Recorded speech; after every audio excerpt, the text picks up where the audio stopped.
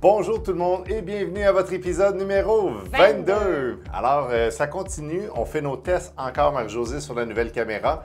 Merci pour vos commentaires. On le sait que la vidéo n'était pas parfaite, mais on va s'améliorer d'étape en étape. On va finir par la maîtriser, cette petite bête-là. Oui, Marie-Josée, on continue notre fameux concours. Je ne sais pas si c'est un concours, mais la publication des codes de parrainage Tesla.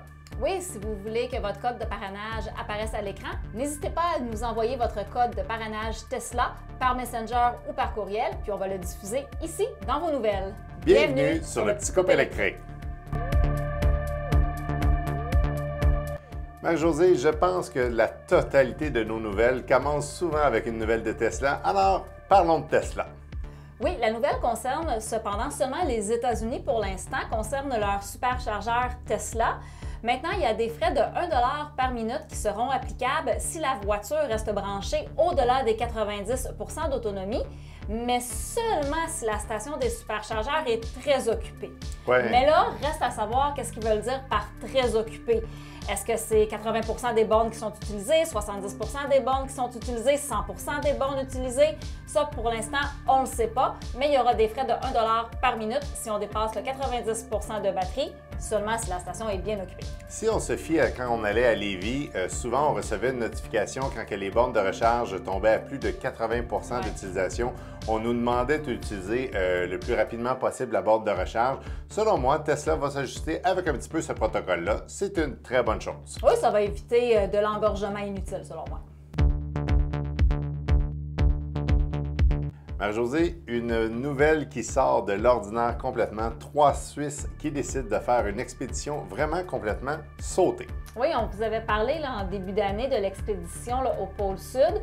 Cette fois-ci, on laisse tomber les températures froides et la neige et on s'en va plutôt au sommet du plus haut volcan actif au monde. Ce volcan-là, c'est l'Hoyos del Salado, situé au Chili. Puis c'est 3 amis suisses qui ont décidé d'en faire l'ascension en véhicule qui fonctionne à l'énergie solaire. Mais ce qu'on lit dans l'article, Marie-Josée, c'est qu'ils n'ont pas eu seulement des problèmes de recharge, parce qu'on s'entend qu'il n'y a aucune borne de recharge dans ce coin-là. Ce véhicule-là, Marie-Josée, techniquement, va faire 200 km d'autonomie complète et évidemment, il va probablement se recharger une seule fois sur une borne de recharge parce qu'après ça, il va monter, il va faire une ascension. Et ce qu'on lit dans l'article, c'est que toutes les activités précédentes avec des véhicules à combustion thermique ont eu énormément d'enjeux. Il y avait entre autres des problèmes au niveau de l'altitude. Évidemment, la route est vraiment pas faite pour monter dans ce véhicule-là. Alors vous allez voir, là, c'est vraiment un véhicule là, qui peut probablement monter pas mal n'importe quoi. Autre que le système solaire, est-ce que ce véhicule-là peut se recharger d'une autre façon? Bien, il va se recharger en roulant grâce à l'énergie solaire. Donc, c'est le principe un peu du véhicule. Puis, on nous dit que ce véhicule va parcourir environ 12 000 km de Rotterdam en Suisse jusqu'à San Antonio au Chili. Après ces 12 000 km-là, une fois arrivé au Chili, il y a tout près de 800 km encore à faire avant d'arriver à la base du volcan et à partir de là, va pouvoir commencer son ascension. C'est très impressionnant comme système. Bravo à ces 3 personnes-là d'avoir inventé et d'avoir mis sur place ce beau défi-là. Oui, on nous dit peut-être que ça va même battre un record du monde. Là, on vous tiendra informé. J'ai un bon feeling qu'ils vont battre un record du monde. On vous plonge maintenant dans un univers à la Star Wars. Ah oui, Toyota se lance dans une conception d'un véhicule complètement fou. C'est le Toyota Baby Lunar Cruiser qui est vraiment, mais vraiment futuriste, Marie-Josée. Il ne sera pas pour tous les jours pour aller faire votre épicerie, vos petites commissions ou quoi que ce soit. C'est vraiment basé pour des terrains excessivement accidentés. Oui, on parle de terrains accidentés terrestres sur la Terre et même sur la Lune. Donc, qui sait, peut-être ce sera le prochain véhicule lunaire. C'est pas fait non plus là, pour justement là, les amateurs de 4x4 ou quoi que ce soit. Là, ça va être sûrement un véhicule qui va être excessivement dispendieux de 1 et de 2, c'est probablement pour des conquêtes lunaires ou etc. là, que Toyota veut faire. Ça semble aussi être une grosse pub pour leur prochain véhicule électrique. Marie-Josée, notre prochaine nouvelle va faire jaser beaucoup de monde parce que l'étude qu'on vient de recevoir mentionne que les véhicules thermiques et diesel seraient 60 fois plus à risque de prendre en feu. Mais là, une compagnie a décidé de mettre un terme à des problèmes au niveau des pompiers et des secouristes en cas d'accident. Oui, ici, on vous parle plutôt au niveau des véhicules électriques parce qu'on sait que ça s'arrête peut-être d'une façon différente qu'un véhicule thermique. Donc, il y a une compagnie néerlandaise qui a inventé un pistolet qu'on insère tout simplement dans la prise de recharge qui va couper tout contact avec le moteur là, pour ce véhicule-là. Donc, le véhicule va s'arrêter, il n'y aura plus d'apport en électricité qui va arriver. Donc, ça va permettre une plus grande sécurité pour les pompiers, puis une plus grande facilité peut-être pour éteindre un incendie dans un véhicule électrique. Pour ceux qui ont déjà lu le guide de la Tesla Model 3 ou Y à l'arrière, dans la petite fenêtre arrière, c'est là que les pompiers pouvaient aller couper le câble en cassant la vitre arrière. Et là, ce que ça fait en sorte, c'est que les pompiers n'auront pas besoin de connaître tous les modèles, etc., etc. On met juste ce fameux pistolet jaune-là dans la prise de recharge et ça l'arrête complètement le véhicule. Je pense que c'est une belle avancée technologique et je crois que pour la sécurité des pompiers et secouristes, je pense que c'est vraiment très bien. Oui, en effet, parce que si on compare avec la batterie d'un véhicule là, thermique, là, c'est beaucoup plus facile à débrancher un véhicule thermique versus que les batteries qui sont sous le véhicule d'un véhicule électrique. C'est sûr que ça peut venir aider. Puis il y a aussi un petit peu moins de voltage sur une batterie thermique que sur une batterie électrique. Savons-nous, Marie-Josée, si ce sont des gens qui sont dans le milieu, ce sont des compagnies de voitures électriques qui ont construit ça ou c'est des gens indépendants? Non, ce sont deux pompiers qui ont inventé ce petit système-là. Ça prouve probablement qu'il y avait un enjeu avec des voitures quand il y avait des accidents avec une voiture électrique. On fait maintenant un retour sur une nouvelle dont on vous a déjà parlé. On s'en va chez Volvo, puis avant que tu parles de cette nouvelle-là, moi je suis très sceptique de ce qu'on va vous annoncer. Je serais même prête à faire un pari. Ah oui, mais nous, ceux qui nous connaissent un petit peu plus, qui nous suivent sur les réseaux sociaux, on parie souvent des soupers au restaurant ensemble et souvent, je perds. Alors, on va vous parler aujourd'hui de Volvo, le EX30. La dernière fois qu'on vous en avait parlé, on n'avait aucune idée du prix. On savait peu de choses. On savait par exemple que l'autonomie allait jouer entre 440 et 500 km. On ne change pas cette notion-là. On a des informations maintenant sur le prix. On parle d'approximativement 53 000 Marie-Josée. On trouve ça vraiment pas cher parce qu'il y aurait une différence de un petit peu plus que 6 000 avec le XC40 en moins. On va en voir beaucoup sur la route si c'est le cas. Là. Je comprends que peut-être les compagnies automobiles commencent à écouter les conducteurs en disant oui, on aimerait aller vers l'électrique, mais les modèles présentement sont beaucoup trop dispendieux. De voir ce prix-là pour un Volvo, parce que le véhicule, vous allez voir, là, il est vraiment très beau. Moi, ça me surprend un peu. Tant mieux s'il va être ce prix-là comme prix de départ, mais je reste un petit peu sceptique. Oui, mais comme tu dis, c'est un Volvo, c'est une voiture normalement qui est très fiable au niveau de la sécurité. Par contre, souvent, on pourrait nommer quelques compagnies qui ont décidé d'annoncer des prix plus bas, mais malheureusement, quand les modèles arrivaient sur le marché, c'était tout le temps les modèles haut de gamme. On va voir ça. Là. On a fait un petit retour sur cette nouvelle-là parce que, un, on trouvait ça intéressant de le faire, mais deux, c'est qu'on a un gros doute aussi que les premiers véhicules qui vont sortir vont être à 53 000 moins notre rabais de 12 000 au niveau du Québec. C'est énorme. Là. Ouais. Peut-être c'est 53 000, mais juste pour la coquille. Puis là, après, tu ajoutes un petit 100 $ pour le volant, un petit 100 $ pour tes deux sièges, un petit 100 $ pour des lumières. Hein? C'est peut-être comme une voiture Ikea, il faut que tu montes pièce par pièce. Puis là, ça va faire exploser le prix. Mais si tu rajoutes juste 100 $ pour des bancs puis des lumières, selon moi, il va y avoir beaucoup de personnes qui vont les payer.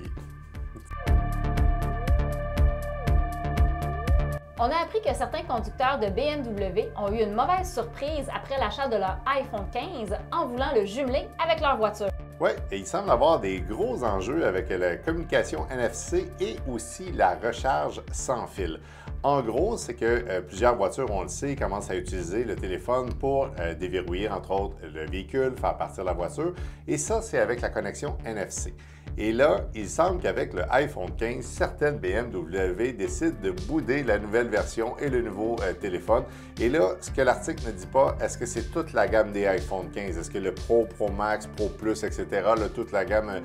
nous, on se base à iPhone 15 actuellement, mais c'est pas juste basé, Marie-Josée, sur les voitures électriques, ça semble être sur la totalité des BMW. Oui. On dit même d'éviter de charger le téléphone sans fil dans ces voitures-là parce que ça risque de surchauffer. Donc, on attend une mise à jour, j'imagine, de iPhone et ou de BMW là, pour corriger la situation. Ah, mais ça, c'est sûr que BMW va devoir faire une petite correction parce que ça me surprendrait beaucoup que Apple décide de changer quelque chose juste pour BM, mais connaissant le constructeur BMW, ça ne devrait pas tarder à se corriger rapidement. Marie-Josée, on s'en va dans un constructeur qui est super beau, Audi. L'usine Audi à Bruxelles produisant les Audi Q8 et SQ8 e-tron a reçu la mention carboneutre. Oui, depuis 2018, à vrai dire, cette usine-là, mais il continue à la maintenir et ça, c'est une excellente nouvelle. Je pense qu'il y a beaucoup de constructeurs automobiles qui veulent s'en aller vers le carboneutre dans les prochaines années et je pense pas que c'est en plus juste un vouloir. Je pense qu'ils n'ont pas le choix de le faire. Là. Ils doivent s'approcher. C'est un véhicule qui est très beau et très gros, le Q8. C'est vraiment familial. C'est un 3 rangées.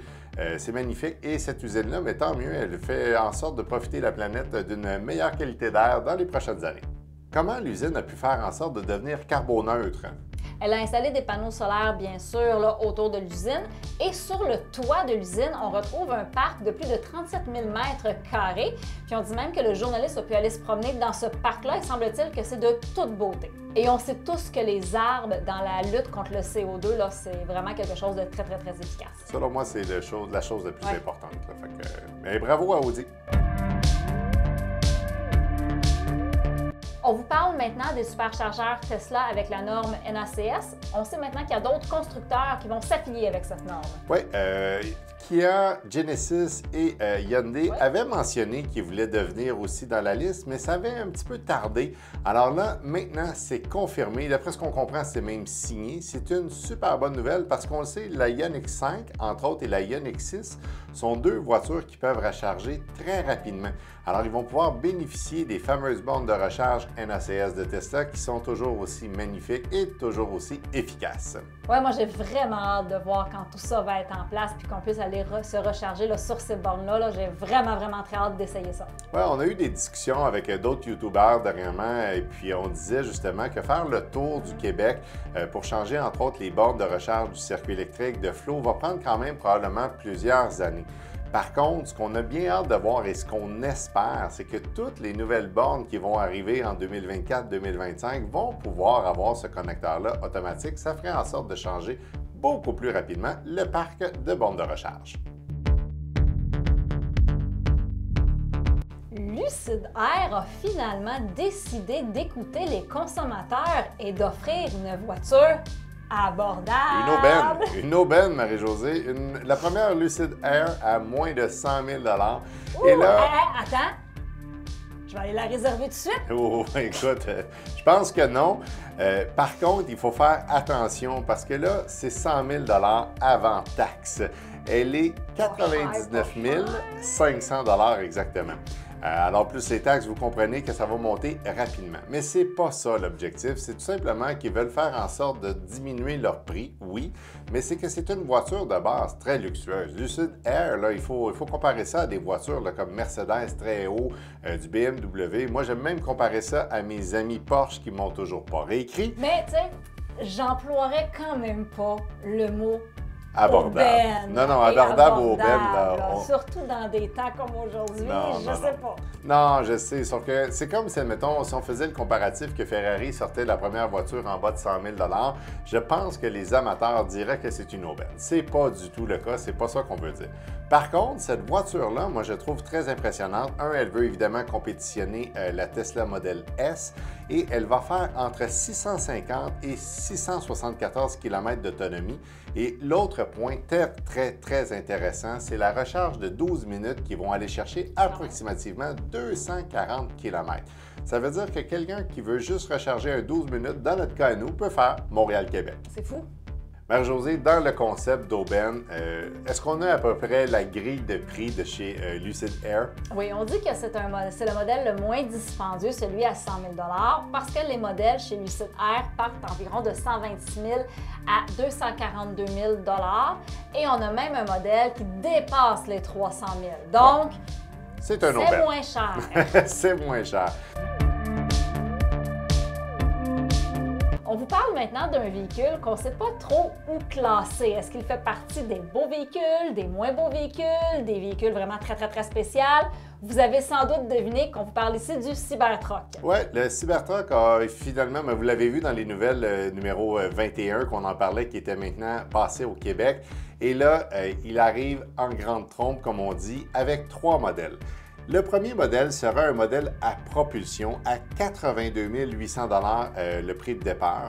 Par la suite, on va avoir une traction intégrale débutant à 108 000 et le Cyber Beast, c'est la machine de guerre de Cybertruck, va être à plus de 135 000 Marie-Josée, c'est complètement fou.